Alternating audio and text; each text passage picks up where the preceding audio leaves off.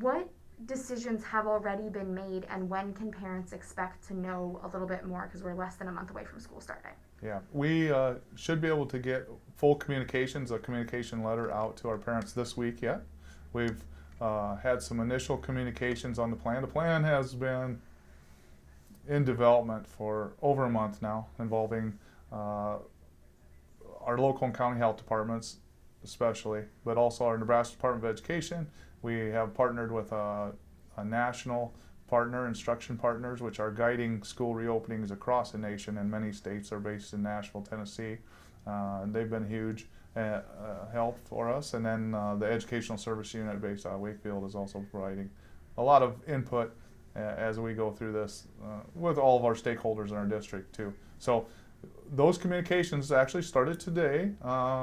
We shared some of the plan at our board meeting, got the board's approval, and the board also passed a resolution to allow us, the superintendent and cabinet, to make some decisions regarding policy that give us a little bit more freedom during this time without having to reconvene and take board action on every item that may be a little tweak or change to policy regarding the COVID opening.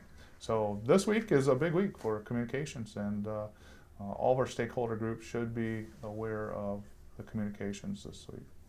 Many schools across the country and the area are implementing three kind of systems: the in-person, hybrid, and online learning models. Yes. Is that something that you guys are looking into? Yes, ours is very similar. It's the plans are developed actually in those three stages, but based on 4 phases of the directive health major. With right now we're in phase 3. The possibility exists that we may move to phase 4, which would be a least restrictive health measure, but there also is a possibility we may revert back to phase 2. And so our plans all give choice to parents and students, but they reflect the ability to move back and forth as those health measures may change. So right now in phase 3, we would be in an in-person type of learning setting for our preschool through 2nd graders, and then also our elementary, but that would be more of a the pre through 2nd grade would be an everyday, all day, every day environment, and then the elementary would be more of a hybrid setting, with the hope to eventually move to more of an all day, every day. And high school would also be a hybrid setting. Perfect. Will this kind of piggybacks right off of what you just said? Will you be treating every school the same in terms of plans, or will you be separating it older versus younger kids, middle, high, elementary? How will that separation occur, or will it all be one plan? Yeah, no, it'll be different. We started our planning with a vision statement and prioritization. We definitely know all research is leading towards the indication that the gap, the equity in education, that gap has increased and widened. How much we don't know. There's estimations from some of the national research that it may be as much as 2 years of lost student achievement during this time that we need to make up in a hurry. We owe it to our kids and our families. So in order to do that, we have prioritized the students that need it the most, are going to get the most instruction and the most time. And so in order to do that, our elementary kids, our youngest kids, are prioritized right now in the plan. All research in education leads to that target age of around 3rd grade, and for sure by 5th grade, if students aren't on grade level in content areas, but especially in reading, that impact on the rest of their life is huge. And by 5th grade, if they are not on grade level, it could be multi-generational. It could carry into their parenting and their children. And so that is our priority and our goal right now. Our EL learners, we also know, have most likely suffered some learning increase in that gap at this time, and so we are prioritizing them as well. But elementary would be more in-person time. The middle school is planned to be in person at this time, and the high school also, but the high school would be a hybrid schedule that provides some social distancing. And so it'd be half the kids on an alternating day schedule. That's the other challenge we have. We don't, our facilities were at capacity when we closed for the COVID pandemic, and they will remain at capacity when we come back. So it's challenging to be able to create space, and the only way we can do that is to allow less kids in some of those areas. Absolutely. Are the guidelines for attendance and missed school changing from what they were pre-COVID to this year?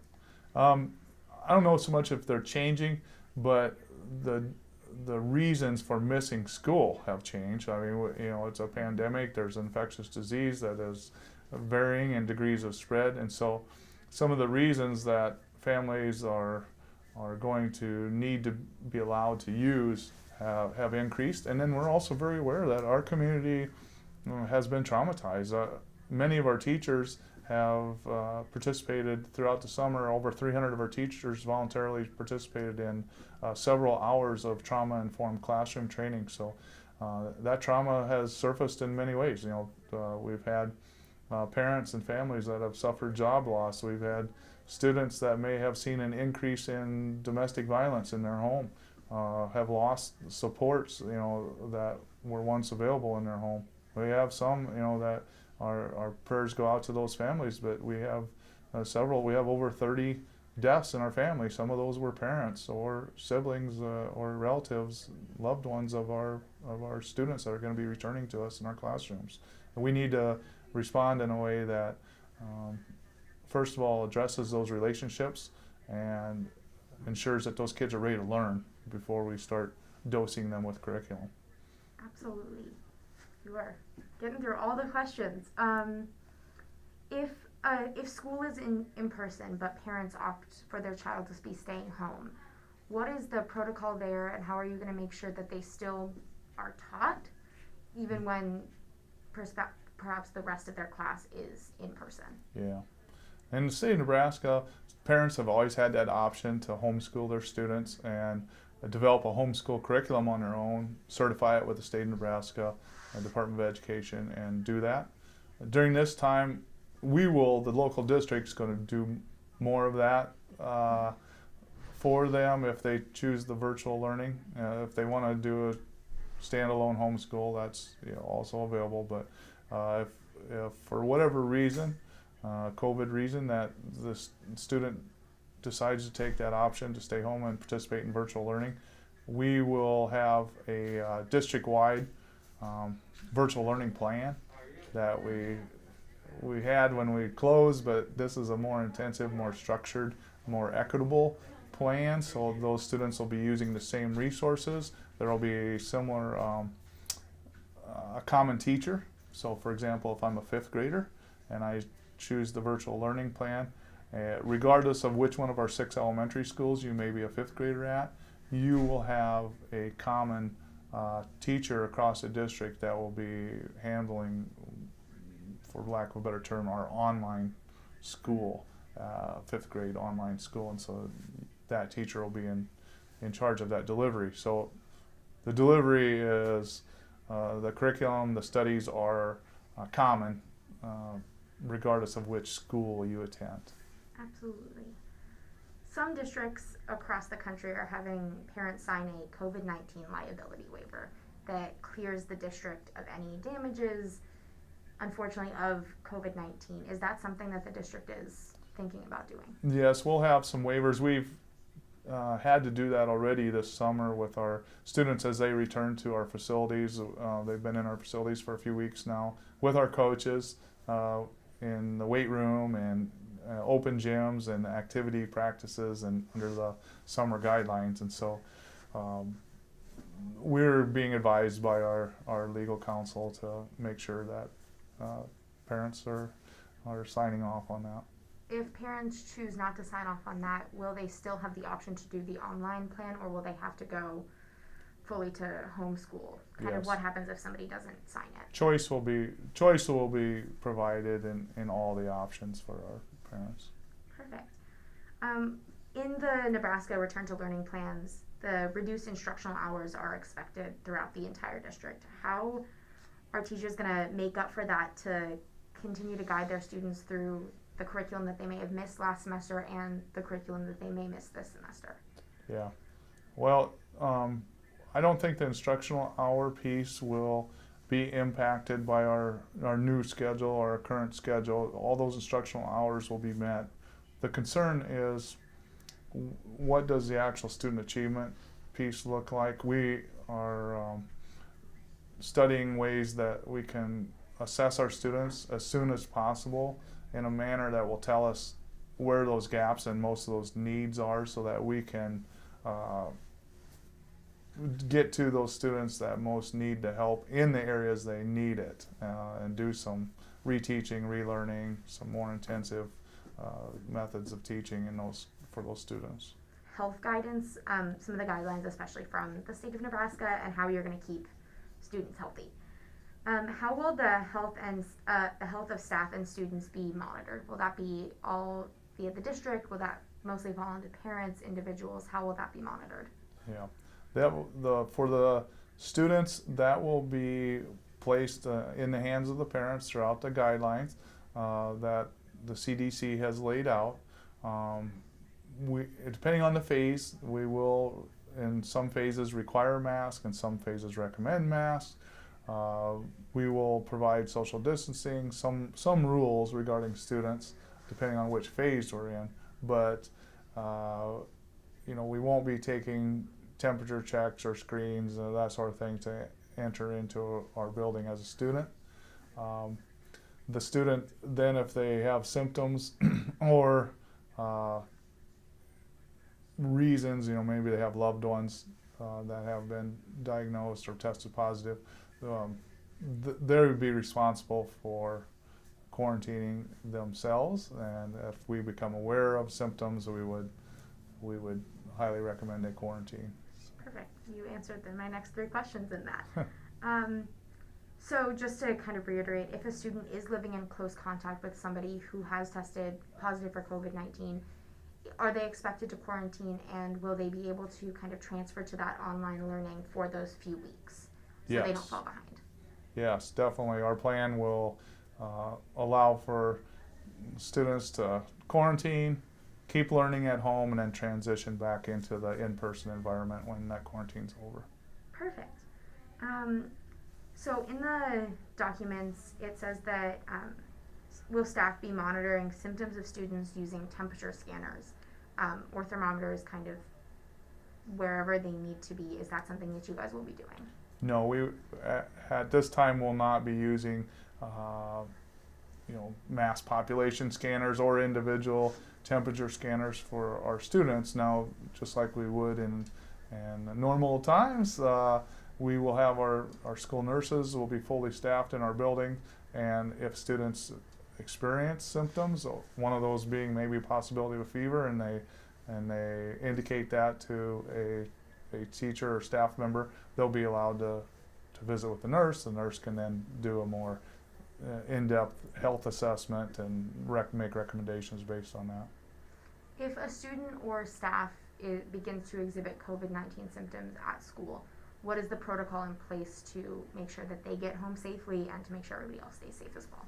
Yes, we have a great medical staff, our nurses, our athletic trainers, our coaches, and all of our teachers are trained, will be trained in that protocol here shortly. But we will use the social distance contact analysis protocol that the CDC and our local health partners are providing. So those that may have been in direct contact upon testing positive, obviously will be notified, and then there will be choice available there for parents and that student of whether they quarantine, whether they will want to stay at home and do a virtual learn or in person. Absolutely. With your staff, your medical staff, your teaching staff, do you believe that you guys will have sufficient personal protective equipment available if need be? Yeah, we've been planning, like I said, for this for the last couple months, and we did order masks. We have 5 masks per person. Those will be cleaned and sanitized every day, and then given back to the student, the ones that are worn, and the staff members.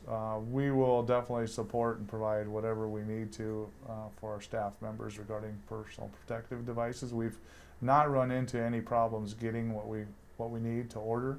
University of Nebraska has been very gracious with their outreach to schools. They one of their laboratories produced gallons, thousands of gallons of hand sanitizer, which we've received hundreds of gallons of those. In addition to the stuff we already purchased, that is alcohol based and will kill germs on contact and can be used as a hand sanitizer or a contact sanitizer also. Perfect. Promise this is similar questions. If somebody does test positive and you guys are doing contact tracing, how will people be notified with who has tested positive? Will it be specifically named or identifying, or will people be informed with more vague, you've been exposed language? Yeah, obviously the Privacy Act is still in play. That has not been suspended, but people, will be informed that there has been a positive case, and that will be for students or employees. Many schools in the area have invested in plexiglass barriers. Is that something that you guys have done? Yes, for certain areas we have, as you see when you entered, we have manufactured our own plexiglass barriers for our reception areas, for our secretarial areas where our staffing is more, that's more popular. There's more contact throughout the day, and we'll also allow some choice from our teachers and some of our other staff members if they want that type of protection, or whether they are comfortable with a cloth face mask, or if they want a full plastic shield. We'll give choice along the way. You kind of talked about this a little bit earlier, but how will emotional and mental well-being of the students and the teachers be addressed this year? Because it is a very traumatic time. Yeah, we have, like I said, engaged in a curriculum for our staff, a trauma-informed care curriculum, and our staff will all be trained in that. Our administrators are all trained in it, and our students will be aware of that, and many of those strategies will be used in the classroom, but specifically with students that we know have been impacted by more in-depth trauma during this time. But we don't know all those cases, so we have to treat everyone as, maybe having some fear and anxiety at first, and then identify some of those cases that are more long-lasting or traumatic, so that we can set the learning environment for all of our students. Once again, in the guidance, they talked about static groups and limiting group sizes to 20. Are those protocols that you're going to be putting in place keeping the same group of students staying with that same group of students all day? Yes, we use the term cohort, so they stay in a cohort and they move together, or it may involve in some of our plans, like for example, maybe at the middle school, maybe the cohort of students stays in the classroom and the teacher comes to them, and the next teacher comes to them, and so you don't have that transitioning and that group spread situation possibility. Are you guys going to be limiting class sizes and group sizes to those 20 individuals? We are adjusting to whatever that phase limitation is. I think the current phase is a 1:30 ratio though, so which would align with our normal. We are very rarely do we have more than 30 kids in one section. In some of our larger sections, like our fine arts, like band and physical education, and some of that we might. So. Perfect. If in those classes that are entirely on site, how will social distancing work within classrooms that are typically teachers standing in the front, students sitting at desks? And then we'll address other different classes in a moment. Yeah. So How will our facilities are full. They were full when we went into this, and they still are. So the only rational way you can reduce that is to put less bodies in there and spread your furniture out. And so we're going to have to allow less students in that area at one time. The way we've done that, for example, at the high school, is adjusted to schedule. So we've moved from a traditional 2-semester schedule to a trimester schedule, which will allow us to also get kids some classes that they may or may not have been engaged in during the COVID shutdown. We had about 60% of our kids at the secondary level that were engaged in the online learning, but we know it's not a home run. We know there were some kids that were minimally engaged or not engaged at all. And so we need to make sure we address that as soon as possible. That first semester, first of the 3 trimesters, would allow us to do that. And then we could possibly transition into what would be our traditional start of the year. So in some perspectives, it would be like a repeat of last year's fourth quarter during that first trimester. And then we're only delivering, instead of we have a traditional block schedule, but we're moving to a 6-period day so that kids can have more instruction when they're there. Because we think that we'll probably have to move at some time, if not start, with only half of our students there on Monday, half our students there on Tuesday, and then that same cohort on Monday coming back on Wednesday, and so on. Absolutely. For classes like band, choir, PE, the ones that aren't specifically sitting in a desk, how will social distancing and instruction in those courses work? Well, it'd be fantastic if every day was like today and we could go outside and spread out. And but we know that's not going to happen. But we'll definitely take advantage of our outdoor classroom settings if we can, and for band and so on, and physical education. But we have been in a setting right now with our weightlifting and our open gyms this summer already, where we've had to limit the gym 10 kids to the weight room, and then provide social distancing and limiting contact for our kids that are in open gym. So we'll use the same protocol for our other classes that have a lot of kids in them. We're going to have to find more space. It might, like lunches are another example. Kids might have to eat in a classroom or spread out into a gym rather than everyone going to the cafeteria at the same time. And we're going to have to limit contact during food distribution. It will not look like the traditional self-serve tray line that many of us have experienced as students. It is going to be more of a personal meal delivery and pick up. So. Perfect. Lunch was my next question, so you've got that all covered. Will recess still be part of elementary school, the elementary school situation? A lot of districts have done away with recess for this time. Will you guys still have recess for those younger students? Yes, right now our plan is to, under our health major, to have recess. We think that we're able to do that and still maintain some social distancing, but we believe it's a needed part of the day, and it's recommended in a trauma-informed classroom environment to give those kids a break. During those breaks, how will social distancing and health measures be kind of monitored? I think it'll be monitored the same way it will be in the hallways and in transitions.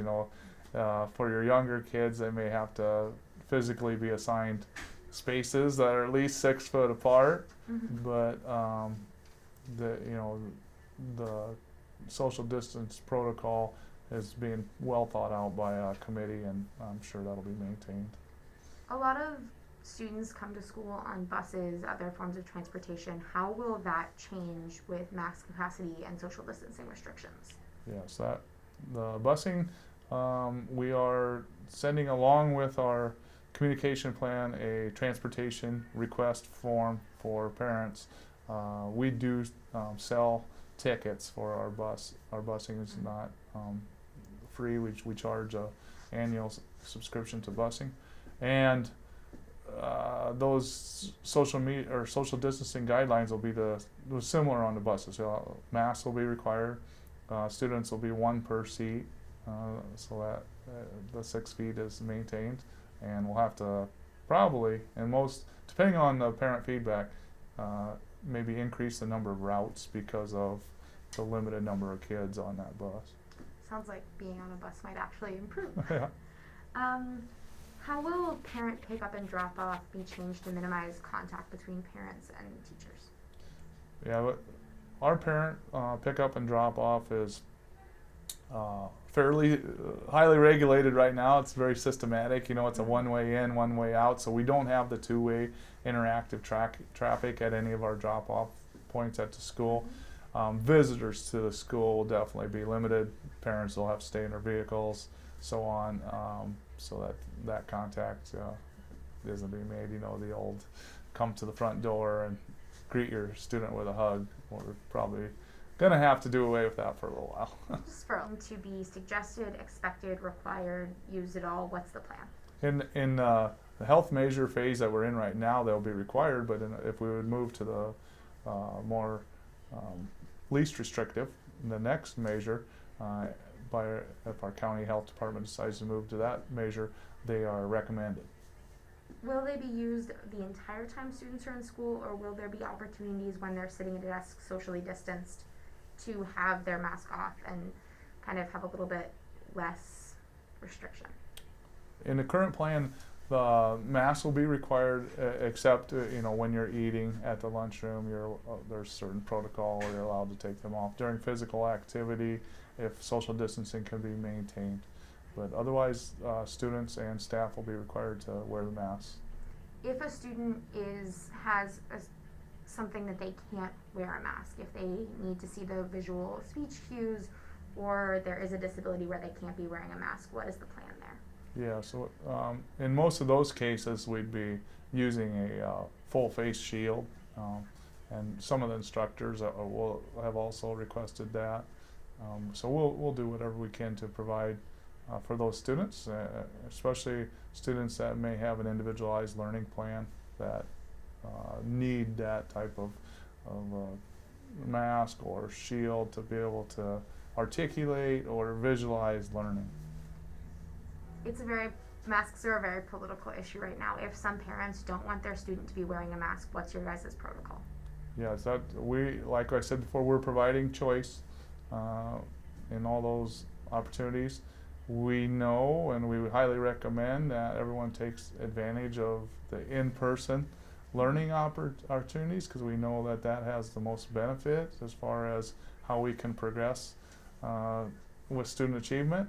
But also we understand that some of those perspectives may exist, and so there is the opportunity to move to a virtual learning environment if masks are the choices that students do not want to wear a mask and attend in person. For masks to be as effective as they can be, they do need to be, cloth masks like this one need to be sanitized on a daily basis. Who will that responsibility fall on, the parents or the school? The school will provide, right now we're purchasing 5 masks for every individual student and employee, 5 cloth masks, and the student will then turn those in at the end of the day when they leave, and we will wash and sanitize all them, launder them, and those will be handed back out the next morning. Perfect. That actually answers my next question as well. If a teacher tests positive for COVID-19, will they also be required to quarantine for the 2 to 3 weeks? And if they do, and they are unable to teach, will that time off be covered and paid? Yes, there's stipulations under the FMLA, the Family Leave Act, regarding COVID, so they would receive pay for any COVID-related symptoms or absences. If a teacher happens to test positive, will all of their students in the classes that they had contact with also need to quarantine or be tested? Not automatically. No, we will follow the contact protocol that the CDC is using now, and so it'll be just those students especially with the mask. Very, very few people should be impacted by that contact protocol and be required to quarantine in those situations. If a student or a teacher needs to be tested, where will that cost fall? Will it fall on the teachers, the district? Who will physically be paying for those tests? Right now, the county, the state, the Test Nebraska has been providing that, but we would recommend that they go to their family health practitioner, and then it would be their cost. But you can also do the Test Nebraska free of charge, so it would be taken care of. It would not be a district expense. If a teacher is out and you do need to pull in a substitute teacher, what is the protocol there? Because they could have contact in multiple different schools with a lot of people. What's the substitute protocol? Yeah, substitute protocol would be the same for our regular staff members. It also is the same for anyone that would be a student teacher or doing a practicum. We have several colleges that we want to continue providing those opportunities for those in our profession. Teachers are very much needed throughout the United States, more now than ever. So we would just require those people to follow the exact same protocol as one of our employees. For the opportunities of virtual learning and hybrid learning, for those students trained in the technology that they'd already be using, so that there's so tech problems and kind of people falling behind is minimized. What is the process with the online learning? Yeah, our middle school to high school students all have Chromebooks, and they've been trained in use of those. We use a common learning platform for virtual delivery in all of our classrooms across the district, regardless of grade level. And then if there's a need for our elementary students to move to a virtual learning environment, they would be provided individual training and support, and our tech help is district-wide, and we will make sure that we provide all kinds of equitable opportunities, such as partnering with online providers if we need to make sure that student has that ability to participate. I know that was a lot of questions. Is there anything I didn't have you answer that you think is important for people to know? One of the common questions we get is regarding sports. People want to know what's going on there and what can we expect. And right now the sports guidelines from the state of Nebraska have enabled us to participate in full practices, including football, and they have indicated that games will be held. The only direction that hasn't come, and the big question that still remains, is what protocol for spectators will there be? Well, how big can the crowds be? What does it look like? Do they have to wear masks? So on. And so that hasn't been decided, but we hope, and we are preparing. All of our teams are preparing to participate in all the regular activities this year.